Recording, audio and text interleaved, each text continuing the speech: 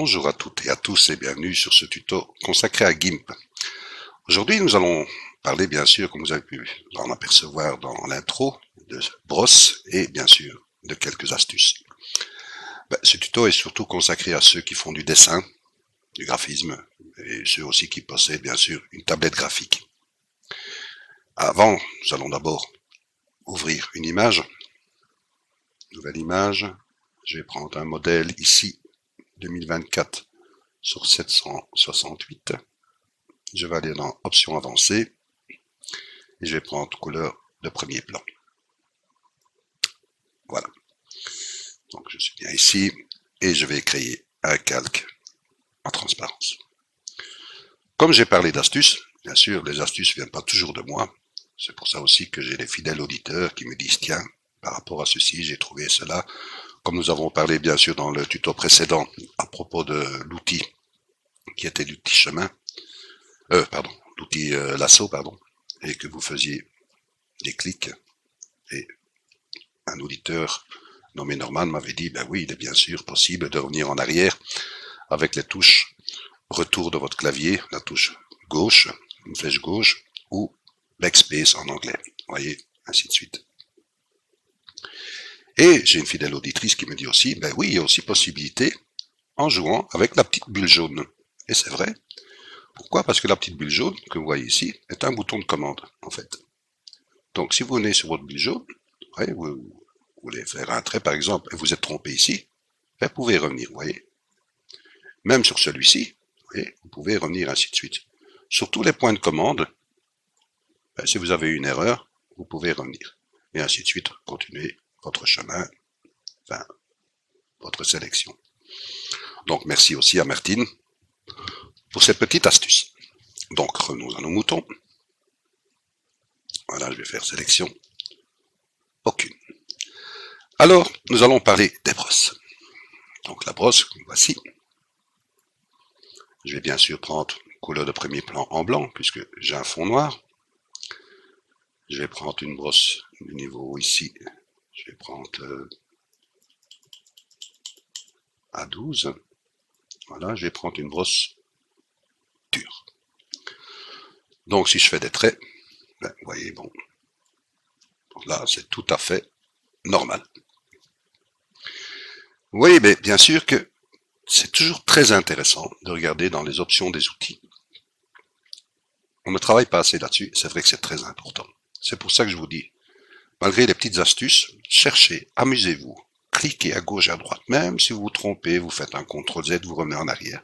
C'est comme ça que vous allez apprendre des choses et progresser dans le GIMP. C'est ce que j'ai fait aussi, bien sûr. Donc on essaye, on teste, on fait plein d'essais. Amusez-vous, c'est le but de GIMP. Et vous allez avoir des résultats qui sont extraordinaires. Donc vous voyez ici aussi que vous avez la dynamique des brosses. En sachant déjà toutes les brosses que vous pouvez avoir, vous voyez ici, et toutes les dynamiques, vous dites, ah, ici j'ai travaillé sur une dynamique avec une pression d'opacité, c'est-à-dire qu'il reste tout à fait normal. Il suffit que je change simplement la dynamique de la brosse, je vais prendre un exemple basique dynamique, vous voyez, ça change. Je fais tous des petits traits, voilà. Non, je suis bien sûr avec la souris. Vous dites, ah oui, on va reprendre une autre brosse, je vais prendre par exemple ici la pencil générique. Vous voyez, là, ça fait avec du flou derrière si je fais des traits très vite. Vous voyez. Si je prends par exemple ici la pen générique, ah, c'est tout des traits fins. Vous voyez. Bien sûr, c'est par rapport à la grandeur de la brosse. On s'est dit aussi, j'avais remarqué que ici à côté de la dynamique des brosses, vous avez un petit pictogramme. Quand vous cliquez dessus, il va vous donner une fenêtre dans l'onglet ici. Vous voyez, cette fenêtre qui permet la matrice de mappage. Et vous avez des sélections. Mais vous dites, ah, c'est impossible de changer. Donc, je n'ai pas prêté trop attention à cela. Et j'ai une anecdote par rapport à cela. c'est que j'ai une fidèle auditrice, Petite Rapiette, qui c'est un nom Petite Rapiette, que je connais en dehors de GIMP, qui me dit « Pierre, j'ai un petit souci sur GIMP. Peux-tu m'aider ?» Ben, je réponds « Bien sûr ». Donc on se donne rendez-vous sur Skype, on fait un partage d'écran, on arrange le problème, et on continue bien sûr à travailler sur GIMP, on fait des petites recherches, on s'amuse, et on arrive bien sûr sur ce sujet. Et je dis, tu vois, je dis c'est impossible, j'ai dit impossible de changer. Et moi je continue mon petit travail. À certains moments j'entends yes dans mon écouteur, je fais 3 bonds sur ma chaise, connaissant mon artiste, elle me dit j'ai trouvé. Ah, la connaissant, ça m'étonne pas d'elle, comme elle clique un peu partout sur les boutons. Et en effet, c'est-à-dire, je vais prendre un exemple, je vais enlever cet onglet. Vous voyez ici, en cliquant, attendez, je vais bien sûr l'enlever, comme ça vous allez bien comprendre. Voilà. Si je viens ici, sur la dynamique des brosses, et que je clique, vous avez la fenêtre qui vient ici avec les paramètres à changer, que vous avez vu. Si je clique sur le petit pictogramme de la dynamique, une fenêtre qui s'ouvre, avec tous les genres de dynamique, et vous avez aussi ici un petit pictogramme. Si vous cliquez sur le petit pictogramme, ça va s'afficher dans la fenêtre des onglets. Vous voyez, avec toutes vos dynamiques. Vous pouvez la voir par rapport à ce chemin-ci, ou, fermez l'onglet, je vais faire, en allant sur la petite flèche avec un menu déroulant, ajouter un onglet et dynamique de la brosse. Vous pouvez choisir, bien sûr, votre onglet. On va prendre par exemple peine générique, celle que nous avons employée. Vous voyez?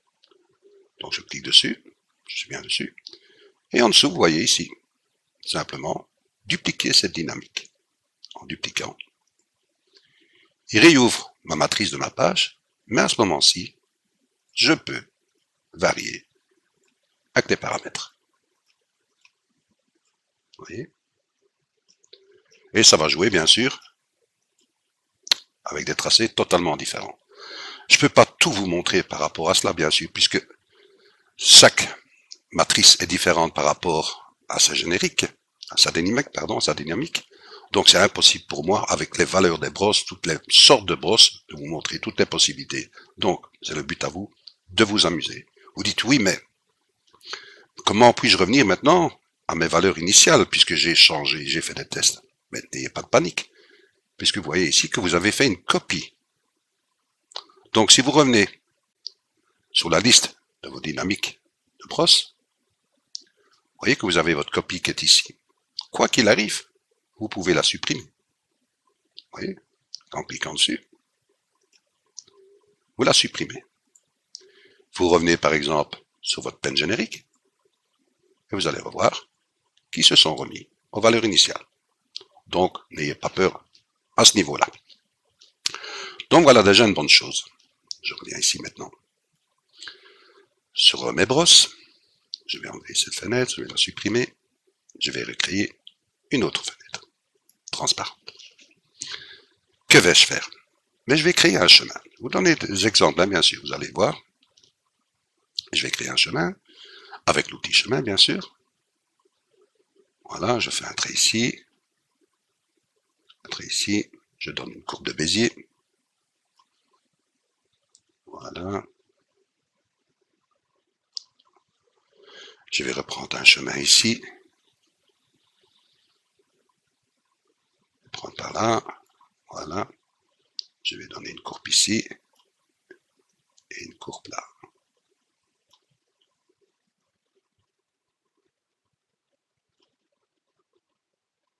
Voilà. Je vais recréer de nouveau un chemin ici. Qui va par là. Et je vais faire ceci. Et je vais faire cela. Voilà, je vais centrer bien sûr mon chemin avec l'outil de déplacement. Je peux cliquer n'importe où et je déplace mon chemin.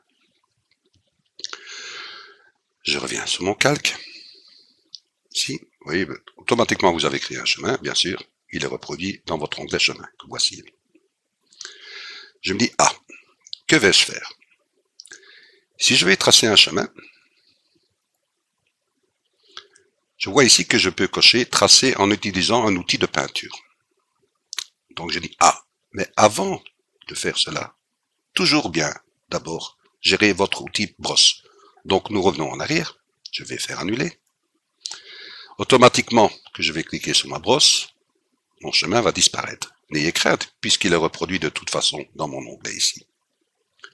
Donc si je clique sur ma brosse, pour définir bien sûr les paramètres au moment où je vais attribuer par rapport à mon chemin, je vois que j'ai bien une brosse, je vais prendre une brosse de 12, avec bien sûr couleur blanc. Je dis ok, je suis bon, je reviens sur mon outil, enfin sur mon onglet chemin, je clique 2 fois sur l'image, voilà, mon chemin réapparaît, je reviens, je vais maintenant ici tracer le chemin. Et je vais cocher tracer le chemin en utilisant un outil de peinture qui est bien sûr le pinceau que nous avons attribué. Vous pouvez bien sûr choisir un crayon, ainsi de suite, mais nous allons travailler sur le pinceau. Et je fais tracer. Je clique sur un autre outil. Vous voyez, il a créé un chemin tout à fait normal. Je dis ah, revenons en arrière. Je reclique sur mon outil chemin. Je recrée. Je reviens. Je vais de nouveau retracer le chemin. Mais maintenant, je vais aussi cocher ici sur émuler une brosse dynamique. Donc, il va prendre en conséquence ma dynamique. Je fais tracer. J'appuie sur un autre outil. Vous voyez, c'est déjà totalement différent. Je me dis, bon, je suis content. Oui et non. Je vais déplacer cet outil. Enfin, ce chemin. Voilà. Je vais le monter vers le haut. Pour vous montrer les autres, bien sûr. Voilà, je vais le mettre ici. Je vais retracer le chemin. Voilà, je fais le tracé. Voilà un tracé de fait. Je me dis, tiens, je vais essayer avec une autre dynamique. Je vais retourner dans peine ici, vous voyez, peine générique. Et j'ai dit, je vais prendre par exemple basique dynamique. Je retourne dans mon onglet chemin. Je clique 2 fois dessus. Il se recrée. Je reviens dans mes calques. Je vais déplacer mon chemin. Pour voir la différence par rapport que j'avais avec la peine. Je vais tracer le chemin. Je trace. Je regarde la différence. Vous voyez, c'est déjà totalement différent par rapport à sa dynamique. Je me dis, tiens, je vais encore essayer autre chose. Je retourne dans le petit brosse. Je clique sur une autre dynamique.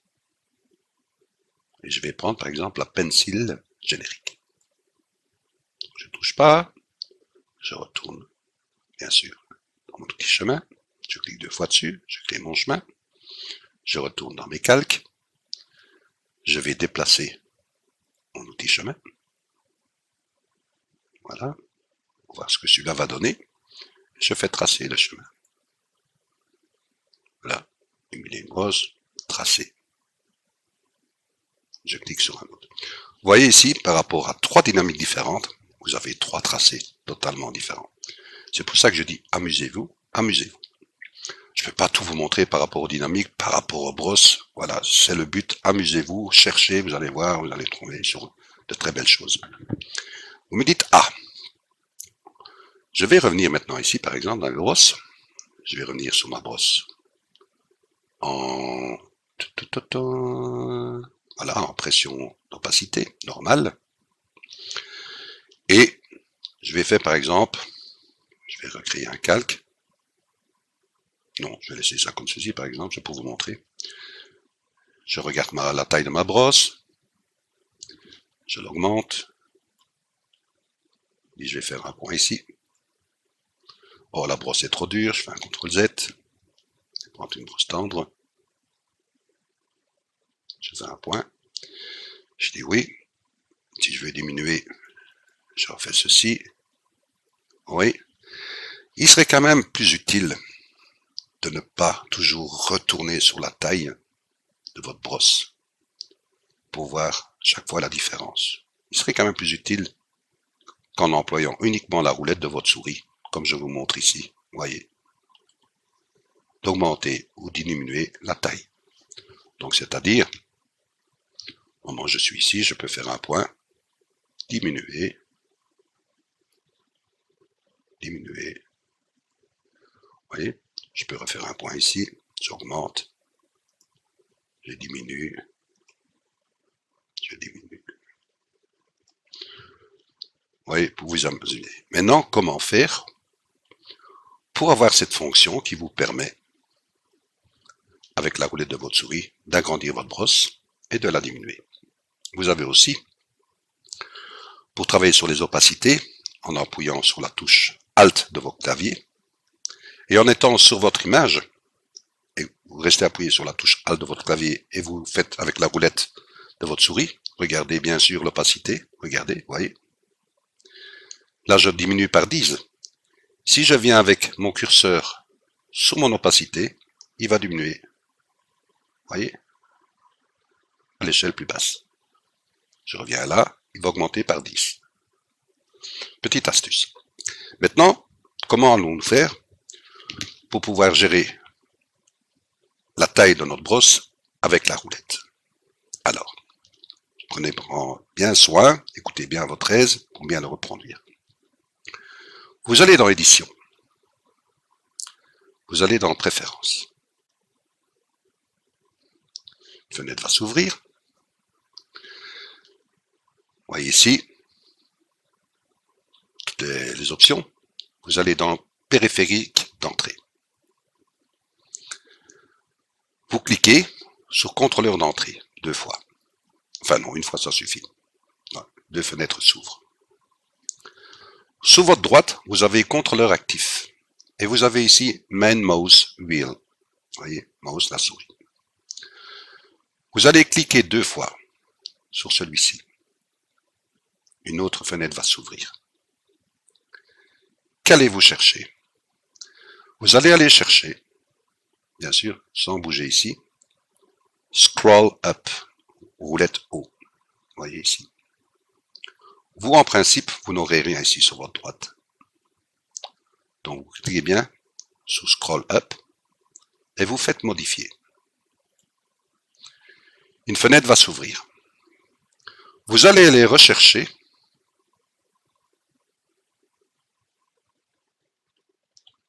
Outils. Vous voyez, cliquez sur la petite flèche Outils. Et vous allez les rechercher. Je vais vous montrer. Il est assez bas.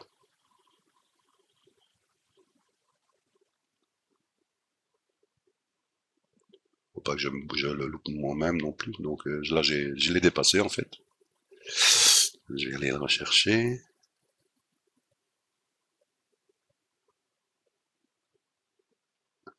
Voilà, il doit être ici.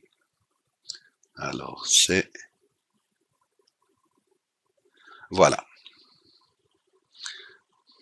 Vous voyez, Increase Brush Size. Vous pouvez aussi avoir Increase Brush Scale, qui est la taille. Donc, vous cliquez sur celui-ci. Voyez. Bien, Increase. C'est pour aller vers le haut. Enfin. Et là, vous faites valider. Automatiquement, il va l'attribuer ici. Ceci est pour la roulette vers le haut. Il faut aussi, bien sûr, la roulette vers le bas. Et là, vous allez dans Scroll Down. Vous refaites la même chose, modifier. Puisque vous n'aurez rien ici sur votre droite. Vous allez modifier.